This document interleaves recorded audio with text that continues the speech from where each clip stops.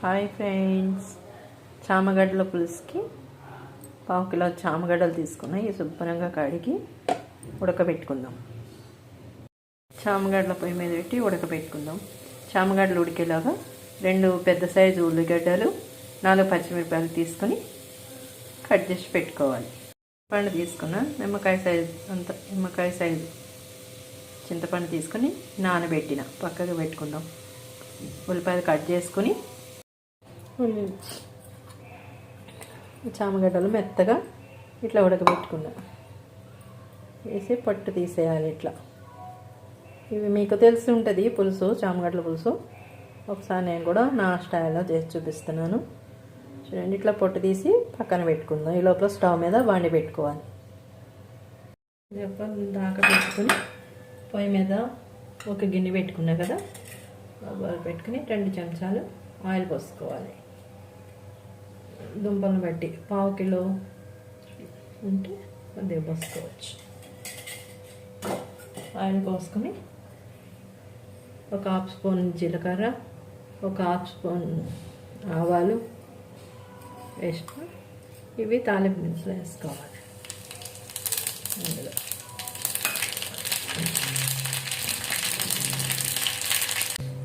అందులో పోసి దినుసులు కొద్దిగా పసుపు వేసుకుని అందులోనే కట్ చేసి పెట్టుకున్న ఆనియన్ వేసుకోవాలి. పచ్చిమిర్చి, ఆనియన్ పీసెస్ వేసుకోవాలి.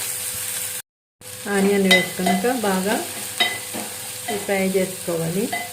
బ్రౌన్ కలర్ వచ్చేదాకా చిన్న మంట మీద పెడదాం. మూత పెట్టి చిన్న మంట మీద పెట్టుకోవాలి. ఇప్పుడు ఉప్పు, ఈ కట్ చేసుకున్న చామగడ్డ ముక్కలు ఇందులో వేసుకొని చక్కగా కలుపుకోవాలి. ఉల్లిపాయలు వేగిన తర్వాత చామగడ్డ ముక్కలు ఉడకబెట్టుకున్నాం కదా ముందు, చామగడ్డలు ఉడకబెట్టి ఇందులో వేసుకోవడమే. ఉప్పు వేసి ఈ చామగడ్డ ముక్కలు వేసి కలిపిన. ఇప్పుడు తగినంత కారం వేసుకుందాం. తగినంత కారం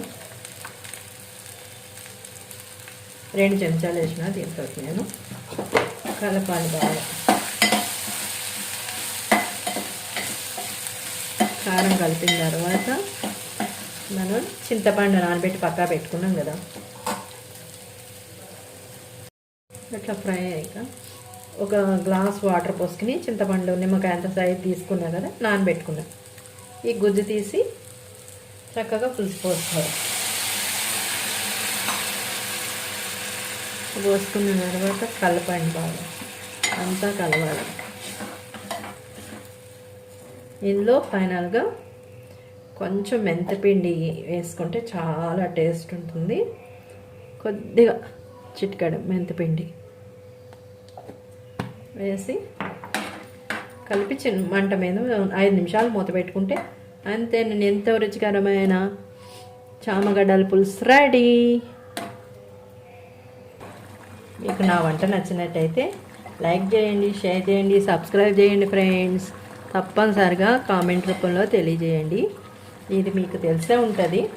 నా స్టైల్లో కూడా కొద్దిగా ట్రై చేసి లైక్ చేయండి, షేర్ చేయండి, సబ్స్క్రైబ్ చేయండి ఫ్రెండ్స్. చాలా బాగుంటుంది. ఇందులో వడియాలు అవి పెట్టుకుని తింటే ఈ వర్షాకాలం పులుసు చాలా బాగుంటుంది. అంతే, 5 నిమిషాల్లో రెడీ అయిపోతుంది.